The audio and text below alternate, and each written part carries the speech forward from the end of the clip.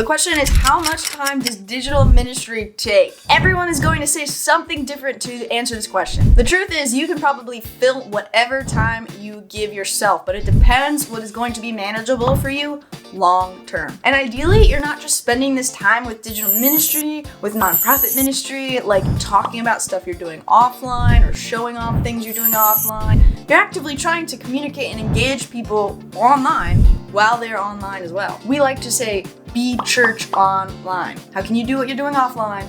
Online in some ways as well. First, you need to really consider what is going to be manageable for you, and I do not recommend just trying to sprinkle digital ministry on top of what you're already doing. Digital ministry is ministry. We always say that. Think of how you can weave it into it, okay? Maybe you lose some things in the process and you want to think intentionally and prayerfully about those decisions, but when you're thinking about the time you spend with worship each week, this is part of worship. When you're thinking about the time you spend with outreach each week, this is part of outreach. When you think about relational building, this is literally relationships being built in a digital way. So consider how much time you can spend on the digital each week. And from there, I need you to start with some of the things we talked about in the where to start with digital ministry section. Your website. Please, before you start making TikToks, make sure your website is good to go. Make sure your social media profiles are communicating who you are. If they are dead, you haven't touched them for 6 years, maybe retire them. Think intentionally about that. Do you want to try to stay up with them? I'm gonna wager a bet that even if you were a full-time digital minister in your community,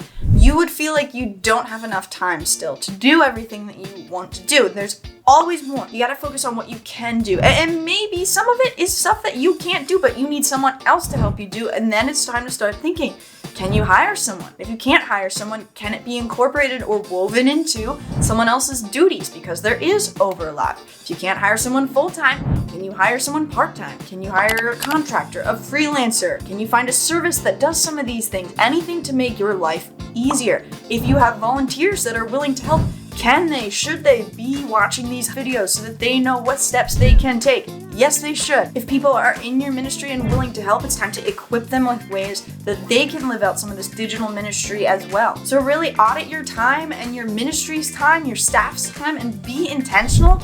Make a decision going forward, how much time are you going to give to this? Because again, you're never gonna have enough time to do everything that there is to possibly do with digital. And yet digital ministry is ministry. So where does it overlap? Where does it weave in? And what really does need to be added in, and maybe some other things that are soaking up your time removed, so that you can make space for these things, so that you can truly and fully engage your people offline and online.